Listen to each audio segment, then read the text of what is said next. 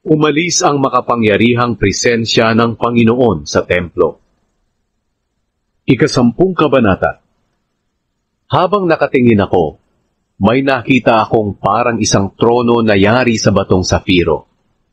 Nasa itaas ito ng takip na kristal sa itaas ng ulo ng mga kerubin. Sinabi ng Panginoon sa taong nakadamit ng telang linen, "Pumunta ka sa gitna ng mga gulong sa ilalim ng mga kerubin, at punuin mo ang mga kamay mo ng baga, at isabog mo sa buong lungsod."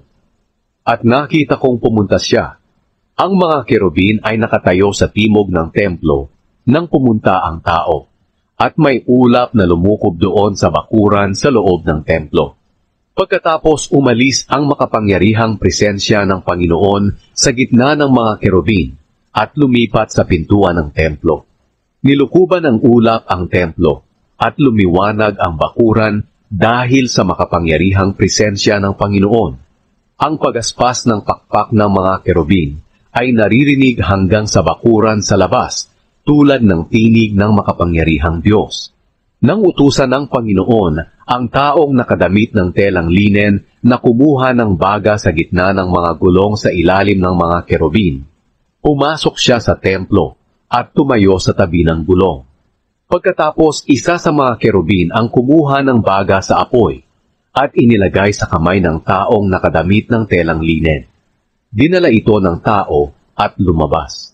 Ang bawat kerubin ay parang may mga kamay ng tao sa ilalim ng kanilang pakpak. May nakita akong 4 na gulong sa gilid ng 4 na kerubin. Kumikislap na parang mamahalin na batong pisolito at magkakamukha ang mga ito. Bawat gulong ay pinag-krus, na ang isa ay nasa loob ng isa pang gulong.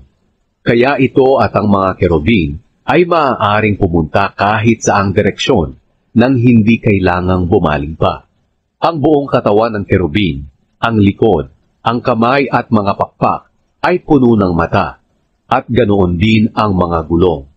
At narinig kong ang mga gulong na ito ay tinatawag na umiikot na gulong.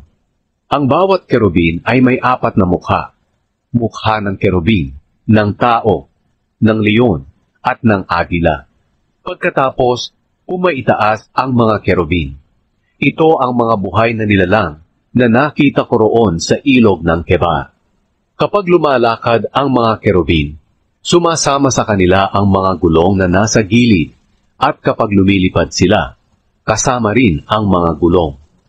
Kapag tumigil sila, tumitigil din ang mga gulong, at kapag umangat sila, umaangat din ang mga gulong, dahil ang espiritu nila ay nasa gulong din. Pagkatapos, ang makapangyarihang presensya ng Panginoon ay umalis sa pintuan ng templo at lumipat sa itaas ng mga kerubin. At habang nakatingin ako, lumipad ang mga kerubin kasama ang mga gulong. Tumigil sila sa silangang pintuan ng templo ng Panginoon, at ang makapangyarihang presensya ng Diyos ng Israel ay nasa itaas nila. Iyon ang mga buhay na nilalang na nakita ko roon sa ilalim ng presensya ng Diyos ng Israel, doon sa ilog ng Kebar.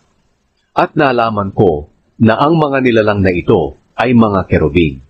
Ang bawat isa sa kanila ay may 4 na mukha, 4 na pakpak, at sa ilalim ng kanilang pakpak ay may parang kamay ng tao.